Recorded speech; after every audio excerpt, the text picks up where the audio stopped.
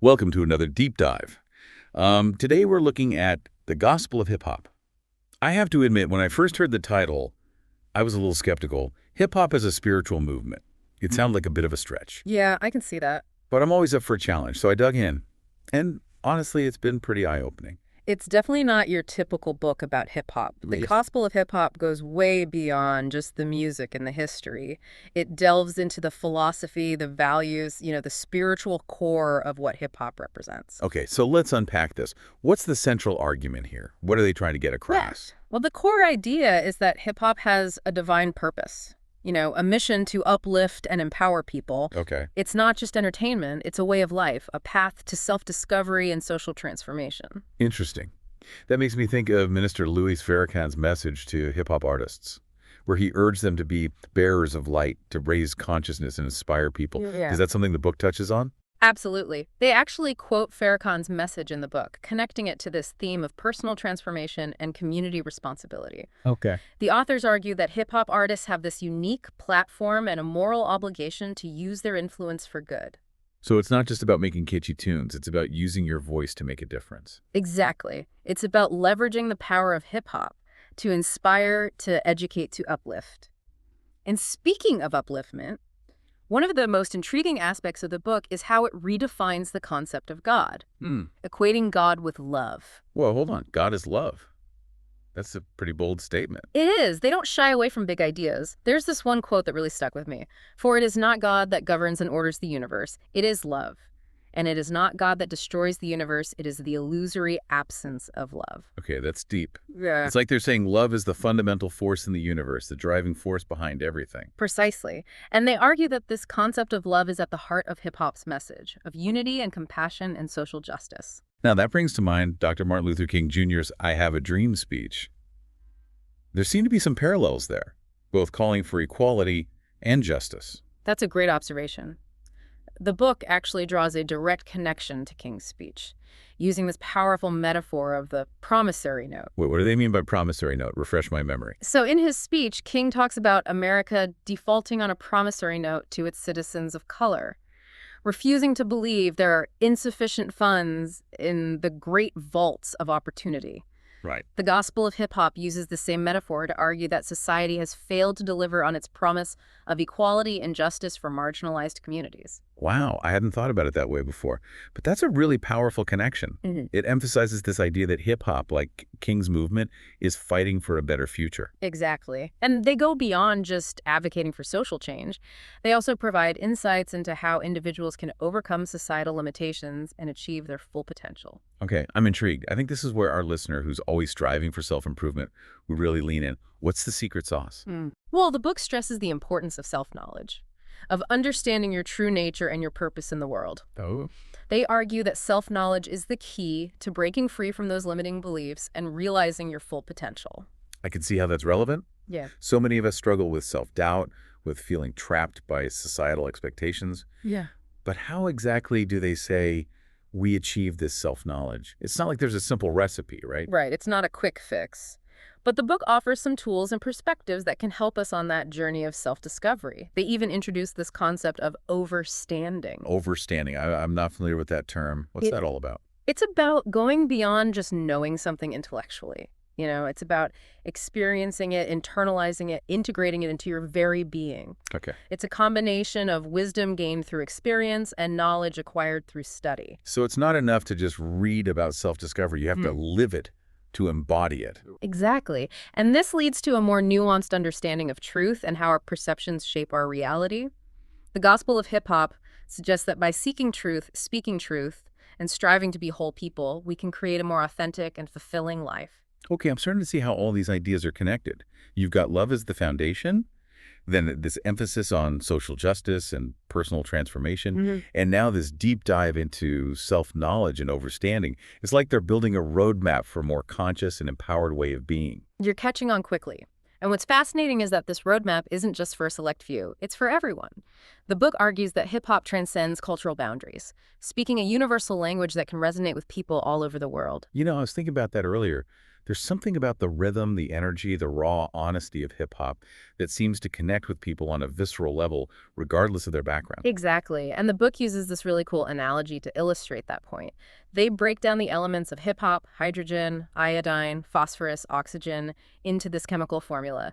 H2I1P2, H2O1P2. Hold on, I'm no chemist. Yeah. But isn't that close to the formula for water? You got it. They're making the point that hip hop, like water, is essential for life. Hmm. It sustains us, nourishes us, connects us. It's more than just entertainment. It's a vital force. That's a brilliant analogy. It really drives home the point that hip-hop is more than just music. It's a cultural phenomenon with the power to transform lives. But they also make a distinction between those who just consume hip-hop and those who truly embrace its deeper message, right? Absolutely. They talk about the difference between mastering the elements of hip-hop and truly loving and caring for its future. They emphasize the importance of community, of those early hip-hop jams where young people would gather to exchange ideas, showcase their talents, and build a sense of belonging. Those jams sound amazing, like a melting pot of creativity and community fueled by the raw energy of hip-hop. Exactly. And the book describes this early period of hip-hop's development from 1971 to 1981 as the Light Age. The Light Age, I've never heard that term before. No. What's the significance of that? It's a really interesting metaphor. They link it to the practice of using streetlights to power sound systems in parks during those early jams. Oh, I see. So it's about bringing light to the streets, Yeah. illuminating the community with music and creativity. Exactly. And it's also about moving from darkness to light, about the transformative power of hip-hop to uplift and inspire. But of course, hip-hop hasn't always been seen in such a positive light. There's been a lot of criticism, a lot of misunderstanding. Yeah, I can definitely see that. People often focus on the more controversial aspects of hip-hop, like the violence in some rap lyrics, without understanding the context or the deeper meaning. Exactly. And the gospel of hip-hop directly addresses those criticisms, arguing that much of the negativity stems from ignorance, from a lack of understanding of hip-hop's true meaning and history. It's like they're saying, don't judge a book by its cover. You Mm. got to dig deeper. Listen more closely to understand what hip-hop is really all about. You got it. And that brings us to another really important theme in the book, the power of deep listening. Deep listening. I like that. So it's not just about hearing the words, but about really understanding the message, the heart, the soul of what's being expressed. Exactly. And the book takes this idea even further, suggesting that deep listening is also about connecting with the divine, being receptive to a higher wisdom. Interesting. So it's like tuning into a different frequency, opening ourselves up to a deeper level of understanding. Exactly. And they argue that this deep listening, this openness to new perspectives, is essential for both personal and societal transformation. It's about cultivating empathy, understanding, and a willingness to see the world through different eyes. It's like tuning into a different frequency, opening yourself up to a deeper level of understanding. And that deep listening ties directly into another key theme in the book, the power of faith and expectancy. Okay. It's not just about passively listening, it's about actively expecting positive outcomes, believing in the possibility of a better future. Okay, I'm starting to get a sense of how all these pieces fit together. We've got love as the foundation, then this emphasis on social justice, personal transformation, deep listening, and now faith and expectancy.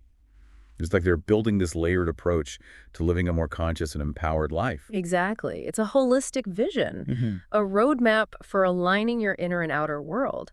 And a key part of that alignment is the distinction they make between wisdom and knowledge. Now that reminds me of that term we talked about earlier, overstanding. Is that where this distinction comes in? Absolutely. Remember, overstanding goes beyond just accumulating knowledge. It involves integrating that knowledge with lived experience, transforming it into wisdom that guides your actions. So it's not just about what you know. It's about how you apply that knowledge in the real world. Precisely. And this leads to a more nuanced understanding of truth and how our perceptions shape our reality. You know, I've always been fascinated by that idea, that our thoughts and beliefs actually influence our experiences.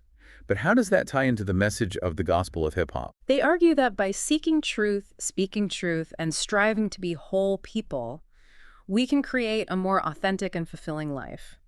They also emphasize the importance of recognizing the role of God in our lives, not as this external authority, but as a force that's already working within us. So it's not about submitting to some distant deity, but about tapping into that divine spark that's already present within each of us. Exactly. And that brings us to their perspective on prayer. They believe that God answers all prayers, even those that seem to go unanswered. Now, that's a bold claim. I'm sure a lot of people would disagree with that. How do Mhm. they explain unanswered prayers? They suggest that perhaps we already have what we're seeking, or maybe we're being protected from something harmful. Hmm. It's a perspective that challenges us to look beyond our immediate desires and trust in a greater wisdom.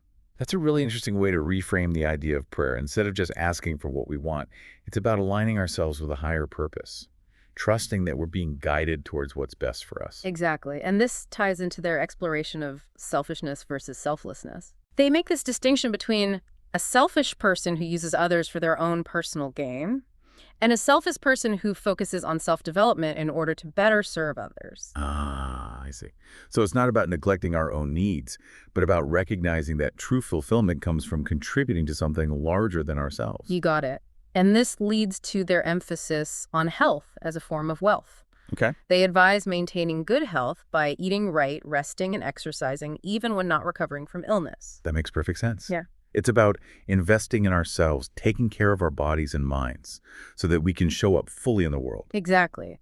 And they even distinguish between rest and sleep, emphasizing rest as a state of mental and physical ease, a time for rejuvenation and reconnection. You know, I think so many of us underestimate the importance of rest in our fast-paced world. We're constantly on the go, pushing ourselves to the limit. And we forget that sometimes the most productive thing we can do is simply pause and recharge. Absolutely. And they link this idea of rest to the concept that our awareness shapes our reality.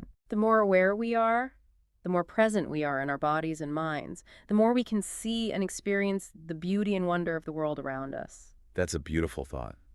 It reminds me of the power of mindfulness, of being fully present in each moment, appreciating the simple things. Exactly. And they contrast this state of awareness with being inconscious. Inconscious. What do they mean by that? They define it as the inability to act on one's productive thoughts and plans. It's like having all the ingredients but not knowing how to cook the meal. Ah, that's a great analogy. So it's about bridging that gap between thought and action, putting our ideas into motion, manifesting our dreams into reality. Precisely. And that brings us to their exploration of the relationship between the spirit and the material world. They suggest that the mind is a tool of the spirit, and that fear and worry are often rooted in the flesh's desire for self-preservation. So it's about recognizing that we are more than just our physical bodies. We are spiritual beings having a human experience. Exactly. And this leads to a fascinating discussion about the interplay of knowledge and ignorance. They make the point that ignorance can actually be a form of knowing, representing the vast unknown that we have yet to explore. That's a thought-provoking idea. Yeah. It's like they're encouraging us to embrace the mystery of life, to be open to the possibility that there's always more to learn, more to discover. Absolutely. And this ties into their encouragement of entrepreneurship as a path to freedom and self-reliance. They emphasize the importance of taking pride in our work, whether we're self-employed or working for someone else, recognizing that every contribution, big or small, strengthens the community. I love that message. Yeah. It's about finding fulfillment in our work, whatever that work may be, and recognizing that we all have something valuable to offer. Exactly. And they offer some insightful advice on achieving wealth, emphasizing resilience and the ability to learn from failure. They encourage readers to persevere in the face of challenges, to see opportunity in adversity, and to never give up on their dreams. It's like they're saying, hey, setbacks are inevitable, but it's how we respond to those setbacks that defines our success. It's about having that grit, that determination to keep moving forward no matter what. You got it. And they also emphasize the importance of business ethics, arguing that a selfish and exploitative attitude ultimately leads to negative consequences. They suggest that aligning one's work with the betterment of society brings lasting fulfillment and prosperity. So it's about using our talents and resources to make a positive impact on the world, creating businesses that are not just profitable, but also ethical and sustainable. Precisely. And this leads to their discussion of the power of the mind to create reality. They believe that doubt and fear can delay the manifestation of our desires, while spiritual maturity brings us closer to God and increases our ability to co-create our reality. That's a powerful reminder. It's about recognizing that our thoughts and beliefs have a real impact on our lives, and that by cultivating a positive mindset, we can actually shape our own destiny. Exactly. And they offer guidance for those seeking spiritual growth, encouraging them to embrace their uniqueness and not be swayed by the doubts of others. It's about trusting in our inner compass and finding our own path to enlightenment. It's like that saying, be true to yourself. Exactly. And they advise seeking a purpose that aligns with our true nature, suggesting that blessings come through giving and serving others. So it's about finding that sweet spot where our passion intersects with the needs of the world, where we can use our gifts to make a meaningful difference. Precisely. And they encourage us to make a conscious choice to embrace a spiritual life, affirming our commitment to living in harmony with a higher purpose. It's about stepping into our power, owning our spiritual nature, and living a life that is aligned with our soul's purpose. Exactly. And they use this beautiful metaphor of an inner city to represent a spiritual reality that exists within us, a place of peace, connection, and divine guidance. It's about choosing to reside in that inner city, to walk with God, and to allow that inner wisdom to guide our steps. I love that metaphor. It's like creating an inner sanctuary, a sacred space where we can connect with our higher selves and experience true peace and fulfillment. Exactly. And they introduce this concept of teaches individuals who have attained a high level of spiritual awareness and understanding. They see these teachers as mentors, as wise elders who embody the qualities of peace, love, unity, and a deep understanding of God's will. They sound like incredible role models. What kind of guidance do they offer? They emphasize the importance of seeing obstacles as opportunities for growth and spiritual correction, approaching challenges with a calm and confident attitude, and recognizing God's activity in every event. It's like they're encouraging us to shift our perspective, to see challenges as stepping stones on our journey, and to trust that even the difficult experiences are part of a larger plan. Absolutely. And they stress that teachers teach not just through their words, but also through their actions and the way they live. True spiritual knowledge, they argue, is reflected in a person's character and behavior. It's about walking the talk, embodying those spiritual principles in our everyday lives, and inspiring others through our example. Exactly. And for those who are just starting out on their spiritual journey, they advise maintaining a low profile in the early stages of development to avoid attracting negative attention or interference. That's interesting. It's like they're saying, protect your energy, focus on your own growth, and don't get caught up in seeking external validation. Exactly. They use this analogy of a deer going to the lake to drink, knowing that a lion might be lurking nearby. Ah, I see. It's about being strategic, choosing your battles wisely, and knowing when to step forward and when to lay low. Precisely. And to help us stay connected to that inner wisdom, to cultivate a positive mindset, they offer a set of daily affirmations that cover a wide range of topics, from peace and prosperity to self-care, compassion, overcoming fear and doubt, and understanding the nature of reality. Oh yeah, those daily affirmations. I was wondering when we'd get back to those. They're like little nuggets of wisdom that we can carry with us throughout the day, reminding us of our power, our purpose, our connection to something greater than ourselves. Exactly. And I think they'd resonate deeply with our listener who's always seeking ways to grow and expand their consciousness. Okay, let's dive into some of those affirmations that might be particularly relevant. What are some that stand out to you? Well, there's this one for February 9th. For peace and prosperity, I need nothing else but God of this gospel and my hip-hop self. That one really speaks to the idea of finding contentment within ourselves, of recognizing that true peace and abundance come from within, not from external circumstances. Exactly. And for February 12th, there's this reminder to approach each day with an open heart. Compassion and care is the word for today. Allow these virtues to guide your day. It's a beautiful invitation to lead with love, to be kind to ourselves and others, and to allow those virtues to shape our actions. Absolutely. And then there's this mind-bending affirmation for October 18th. From the grave to the cradle, from the cradle to the grave, everything you see is really particles and waves. Whoa, that one really challenges our perceptions of reality. Whoa. It reminds us that what we perceive as solid and unchanging is actually in constant flux, a dance of energy and vibration. Precisely. And this one for October 20th speaks to the power of stillness and connection. The mind should be quiet and still during the fast. Hear anything of God you can ask. That's such a valuable reminder in our noisy world. It's about creating space for silence, for introspection, for listening to that inner voice, that divine guidance. Exactly. And this one for November 26th is a great message to share with younger listeners. Everyone come near, let your children hear. Failure is created by doubt and fear. It's a powerful reminder that our beliefs shape our reality, and that by overcoming fear and doubt, we can unlock our potential and achieve our dreams. Absolutely. And for those who are feeling stuck or uninspired, there's this call to action for November 28th. If we only talk about it, it will never get solved. So let's talk up a plan, overstand, and get involved. It's about taking action, putting our ideas into motion, and working together to create a better future. Exactly. And this one for November 29th beautifully captures the essence of interconnectedness. The lessons and privileges of health, wealth, and self are not just for you, they're for everyone else. That's a powerful reminder that true abundance flows when we share our gifts and resources with others. It's about recognizing that our well-being is intertwined and that by supporting each other, we all rise together. Beautifully said. And then there's this affirmation for November 30th that speaks to the importance of authenticity and self-belief. The hip-hop teacher cares little for labels. It's all about skills when life turns her tables. It's like they're saying, hey, don't get caught up in what other people think. Focus on developing your skills, honing your craft, and staying true to your path. Exactly. And all of these affirmations, these nuggets of wisdom, are woven into the larger tapestry of the gospel of hip-hop. The book also delves into the cultural and historical aspects of hip-hop, exploring its roots, its evolution, and its impact on society. Right. And one of the things they talk about is the importance of graffiti art as a form of expression, particularly for marginalized communities. Yes.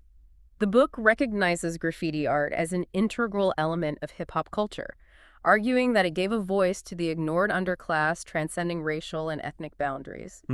It was a way for young people to express themselves, to reclaim public space, and to make their voices heard in a society that often tried to silence them. It's like they were saying, we're here, we exist, we have something to say, Yeah, and we're not going to be invisible anymore. exactly. And it's fascinating how they also explore the symbolic meanings of colors within hip-hop culture, contrasting them with their traditional interpretations. For example, red, often associated with love and passion in traditional symbolism, can represent danger and violence in the context of the inner city. That's a great point.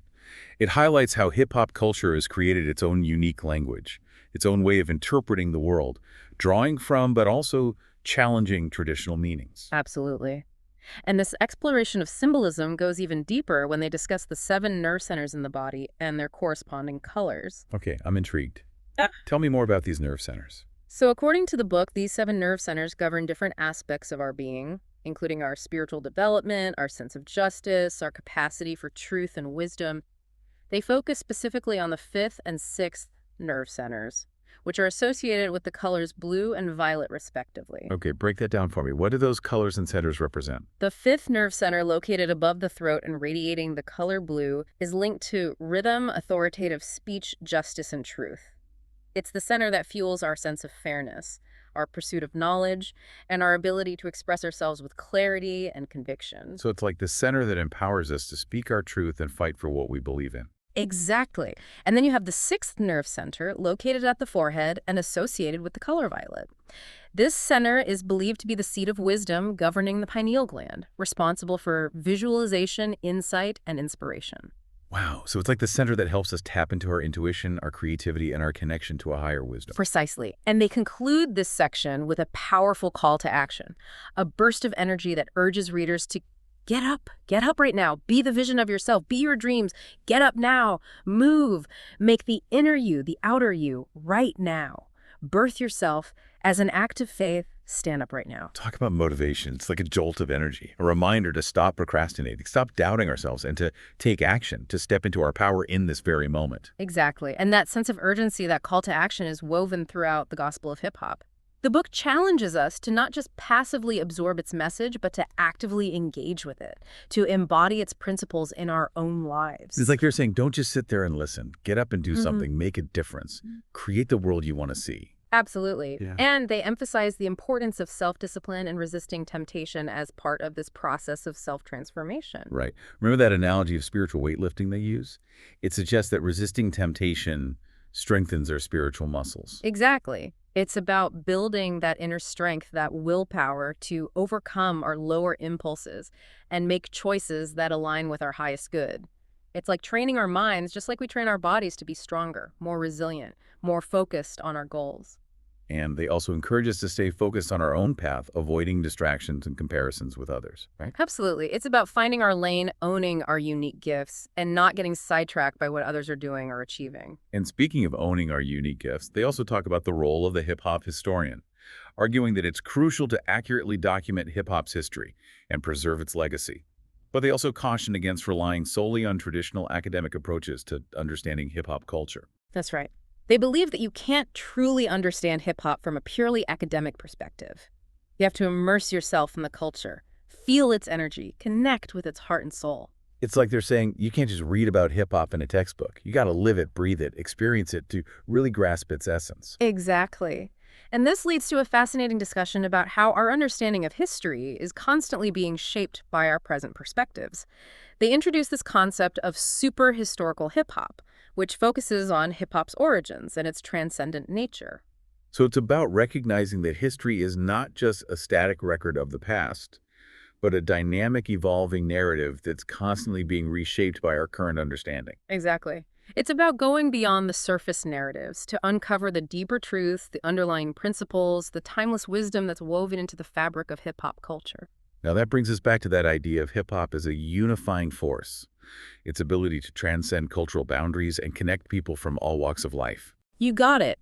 They argue that hip hop is not just a genre of music, it's a shared idea, a collective consciousness that unites people across cultures. It's like a vibration, an energy that transcends language and borders, connecting people through rhythm, through expression, through shared experiences and aspirations. Beautifully said. And they acknowledge the multicultural origins of hip hop, highlighting the contributions of various groups like Puerto Ricans and other Latino communities to its development. Right. It's crucial to recognize that hip-hop is not a monolithic culture. It's a tapestry woven from many different threads, a melting pot of diverse influences. Exactly. And they explore some of the conflicts and challenges faced by early hip hop pioneers, particularly in their interactions with older generations who didn't understand or appreciate this new form of expression. You know, that makes me think of that anecdote they share from the film Style Wars, which depicts the tension between a graffiti writer and his father who disapproves of his art.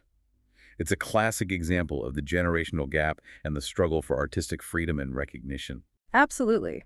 It highlights how hip hop often challenged traditional norms and values, leading to clashes between the old and the new, the establishment and the counterculture. And that leads us to their discussion of mental slavery and the need for true liberation. Remember that thought-provoking question they pose? How can your slave master free you? Yes. That question really gets to the heart of their message. They're challenging us to examine our own beliefs about freedom, to question who or what we might be giving our power away to. It's about taking ownership of our lives, empowering ourselves, and recognizing that true freedom comes from within, not from external circumstances or validation. Exactly. And they identify the lack of a unifying ideology and spiritual cohesion as a challenge for the hip hop community. They even reference Carol Quigley's observation that a society cannot function effectively without a shared belief system. So it's like they're saying, hey, if we want to build a strong and sustainable hip-hop nation, we need to come together to define our values, to create a shared vision for the future. Exactly. And they draw a parallel between those who are loyal to hip hop's core principles and the Tories of the American Revolution. The Tories, as in those who sided with the British Crown during the War for Independence. Yes. They're making the point that there are always those who choose to align themselves with external forces, with the status quo, rather than with the principles of freedom, self-determination, and creative expression that hip-hop represents. That's a powerful analogy. It's a reminder to be discerning about where we place our loyalties, to make sure that our actions are aligned with our values. Absolutely. And speaking of aligning our actions with our values, they also reference Will and Ariel Durant's The Lessons of History, which highlights the historical tendency for civilizations to be formed through the mixing of different racial groups. They suggest that hip-hop has the potential to create a new unified people through the blending of diverse cultural influences. So it's about recognizing that our differences are actually our strengths, that diversity fuels creativity and innovation, and that by coming together we can create something truly beautiful and transformative. Exactly. And this leads to their challenge of the concept of race as a biological reality. They argue that race is a social construct, a tool used to divide and control people. Right. It's about recognizing that race is a human invention, not a scientific fact. Exactly.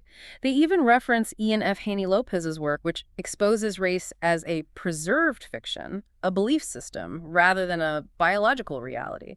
And they go on to suggest that individuals have the power to choose their cultural and political identity. So it's about reclaiming our power, defining ourselves on our own terms, and not letting society dictate who we are or what we can be. Precisely. They argue that by identifying as hip-hop, individuals can free themselves from the limitations and negative connotations associated with their racial or ethnic background. It's about choosing a new narrative, a new way of seeing ourselves that transcends those limiting categories. That's incredibly empowering. Yeah. It's like they're saying, you are not defined by the labels that society has placed upon you. You can choose your own identity, your own tribe, based on shared values and principles. Exactly. And they link this idea to their vision of a true revolution, one that involves a fundamental shift in mindset, a rejection of limiting beliefs, and a commitment to self-reliance unity, and a vision for a better future. So it's about more than just changing the external conditions. It's about transforming our inner world, our beliefs, our attitudes to create a more just and equitable society. Absolutely. And they suggest that hip-hop itself may be a natural response to the pressures and challenges of urban life. It's like hip-hop emerged as a way to cope, to express, to find meaning and community amid the chaos and hardship of the inner city. Exactly.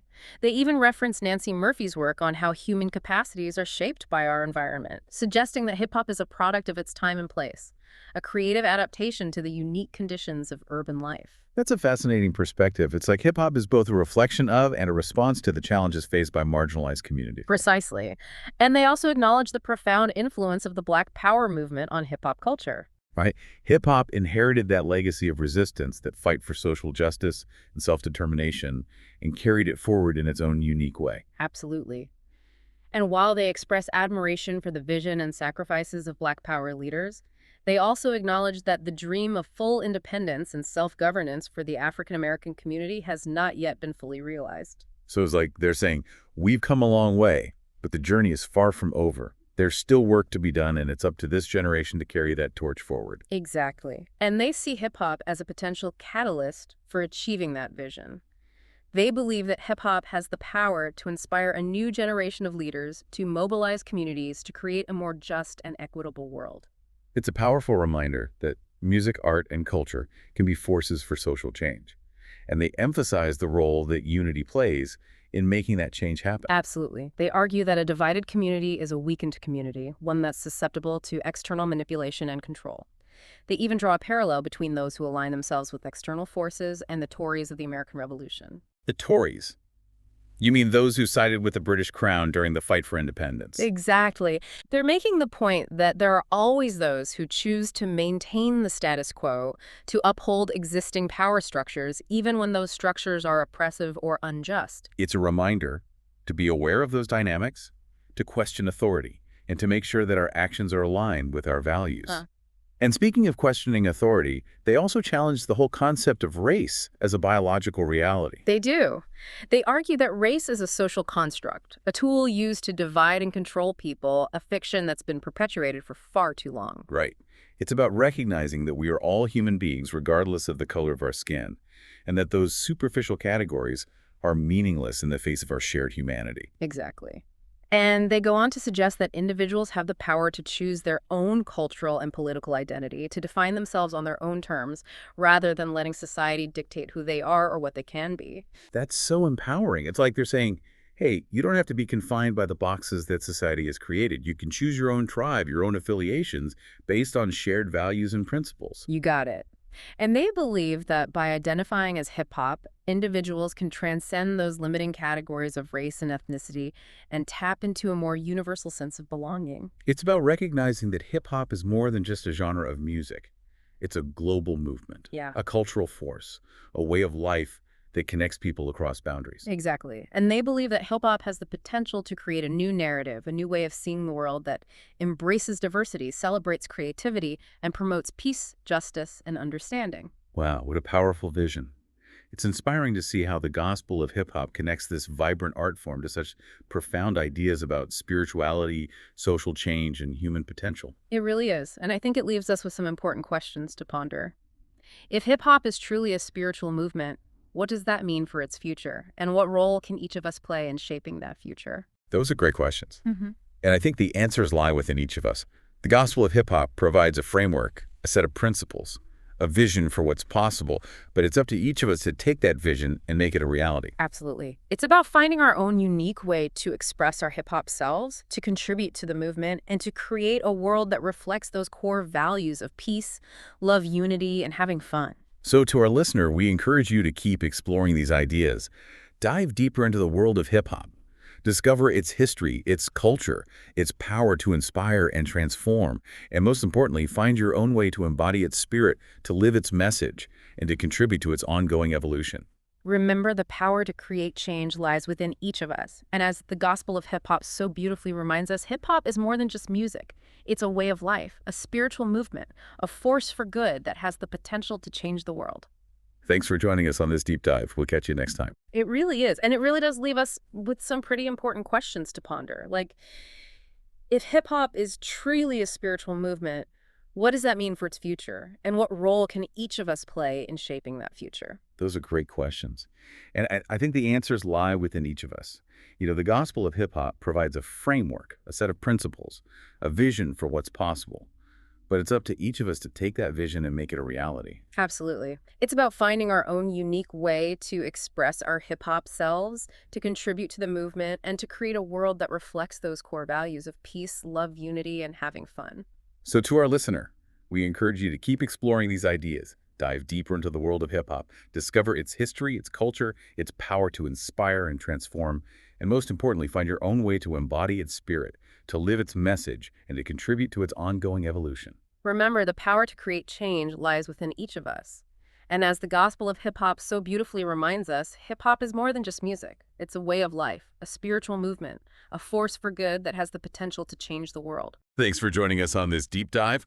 We'll catch you next time.